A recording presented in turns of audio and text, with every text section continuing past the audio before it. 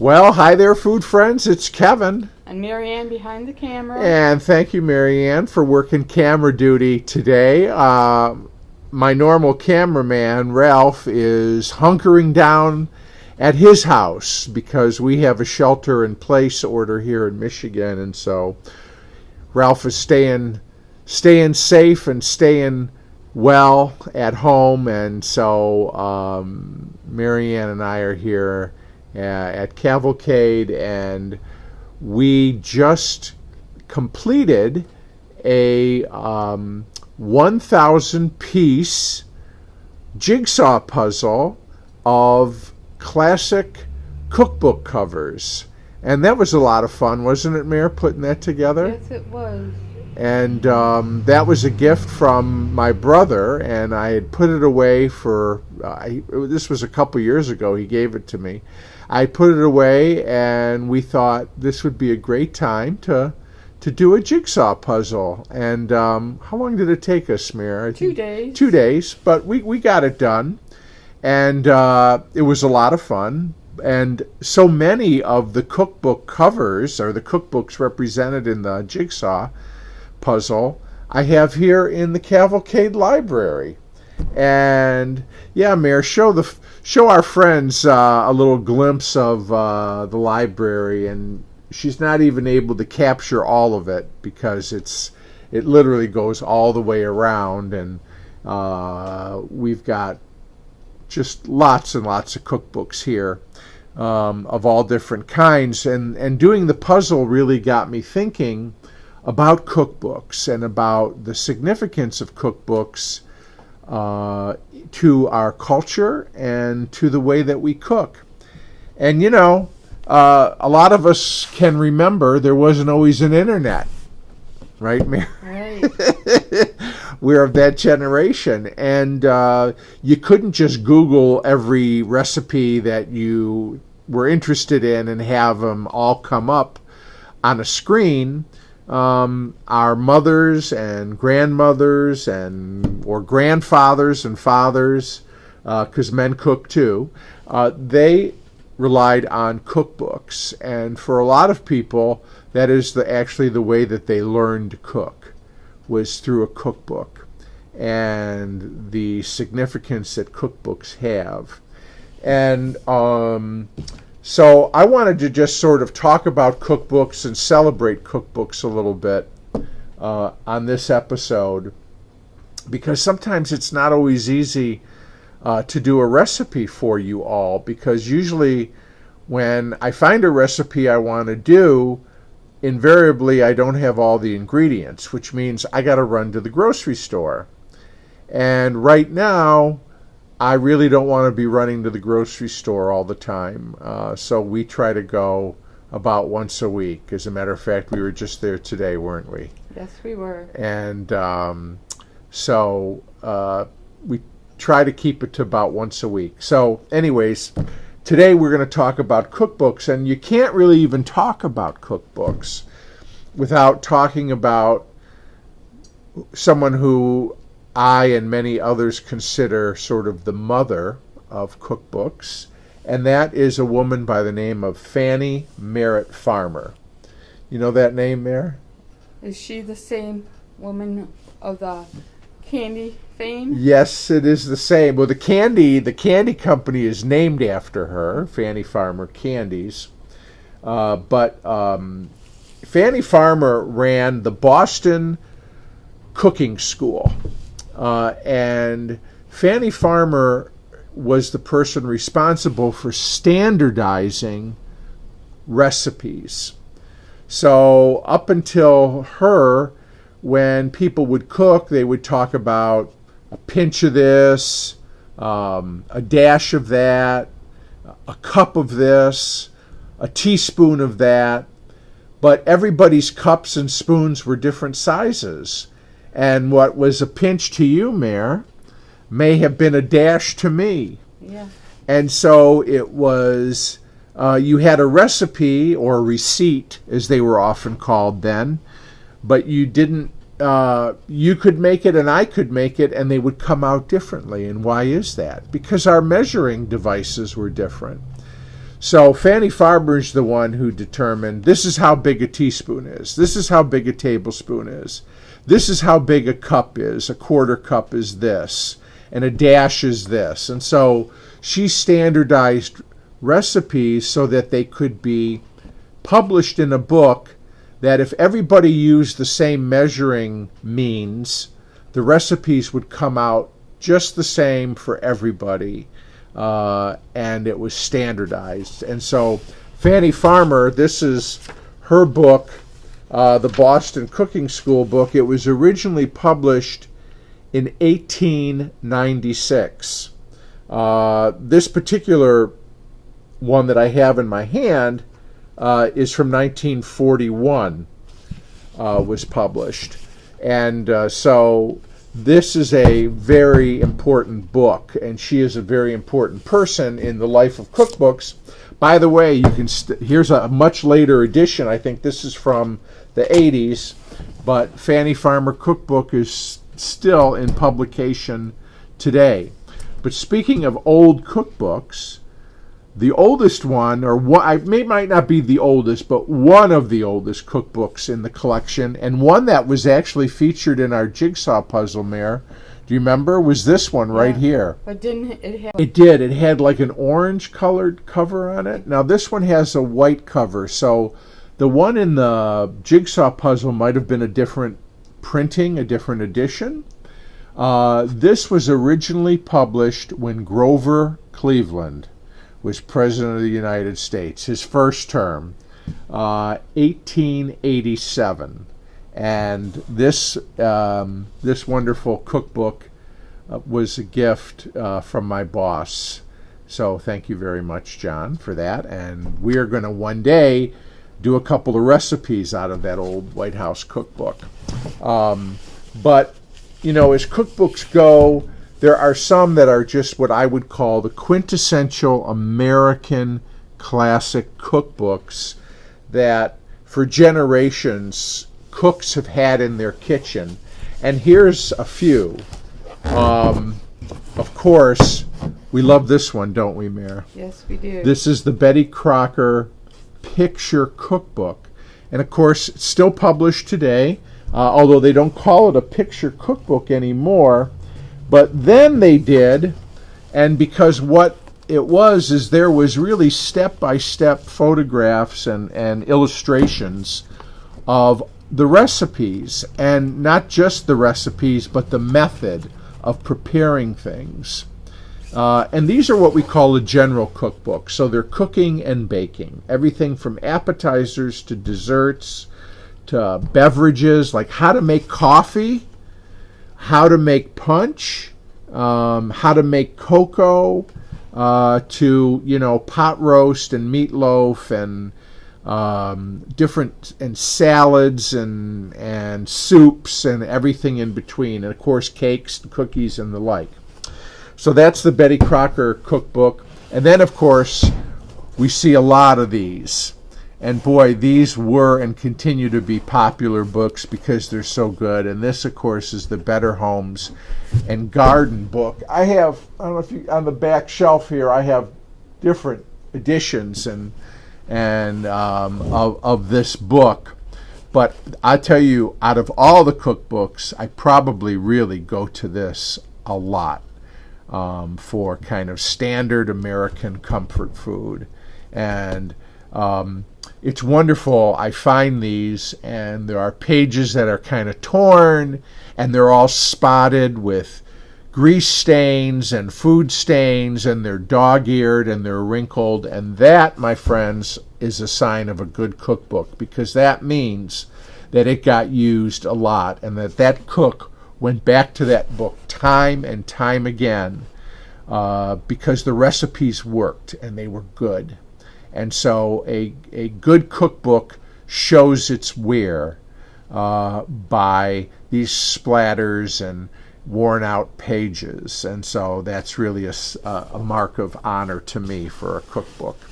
And then here's another one that's been published, I want to say, for probably 75 years or more. And of course, Irma Rombauer's Joy of Cooking. Again, a great cookbook for someone who's been a cook for a long time and knows their way around the kitchen, or someone who can barely figure out how to boil a pot of water. And some of these come in paperback. Yes, and some of them come. As a matter of fact, all three of these do have paperback editions as well, and they're all great cooking books that have been around forever. And those are general cookbooks. Here's one that doesn't have the same heritage as these books, but still a great one. This is the Cook's Illustrated cookbook, and it's put out by America's Test Kitchen. We love that show, don't we, Mare? On PBS. On PBS, and we love to watch that show, and this is a compilation of the recipes that they have done over the years, and this is another great general cookbook. And then, of course, we had kind of, well, today we would call them celebrity chefs, but then they were just noted cooks who had cookbooks out. Probably one of the more famous cookbook authors from the mid-20th century was a guy by the name of James Beard. And he taught cooking, and he wrote articles about cooking for magazines, and he published a lot of recipes. There's a picture of Mr. Beard on the back, and he did a number of cookbooks on different things. This is sort of a general cookbook that he put out, I think, in the 50s or early 60s. And Mare, we've heard of James Beard through the awards that he gives out. Yes, of course, he's no longer around, but there's a James Beard Foundation, and they give out awards to restaurants and to cookbook authors for excellence. And you hear about someone getting a James Beard Award, and that's quite a coup in the culinary world. And then, of course, one of our all-time favorites, here's an ethnic cookbook written by an American, perhaps one of the most famous cookbooks, Mastering the Art of French Cooking by Julia Child and Company. And this is from 1960 or 61, in that era. And Julia Child, who, of course, we all know and adore from being the French chef on TV. But this was a game changer, this cookbook. And we've actually cooked some recipes on Cavalcade of Food from this book. I know we've done beef bourguignon, the recipe from this. And we're going to maybe cook au vin. If we haven't done it, we should, and maybe a souffle or something like that. But she really taught Americans how to cook in the French way and the French style. And so, a great cookbook. And then I have to tell you, some of the very best recipes we've ever found have come from what I like to call community cookbooks. And I'll bet you a lot of you have cookbooks like this. These are cookbooks that are published by different organizations like churches and schools and places of hospitals and museums and places where people work. They're usually done as a fundraiser. I have to tell you, some of the recipes in these community cookbooks are the best. And these aren't from chefs or professional cooks. These are from home cooks, recipes that some of them have made for generations, for years and years. Our Lady Queen of Peace Altar Society, yes, thank you. The Elks Lodge, Lansing, Michigan.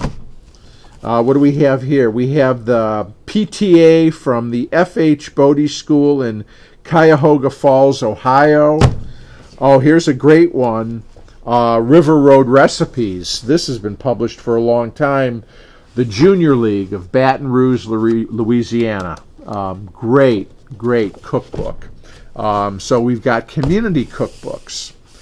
Not to mention, we don't read newspapers in the way that we used to, when people would get a newspaper delivered to their house every day, or they'd buy one every day, because now we get the news in other ways. But boy, the clippings, the thousands and thousands of clippings from newspapers and magazines of recipes that we have accumulated.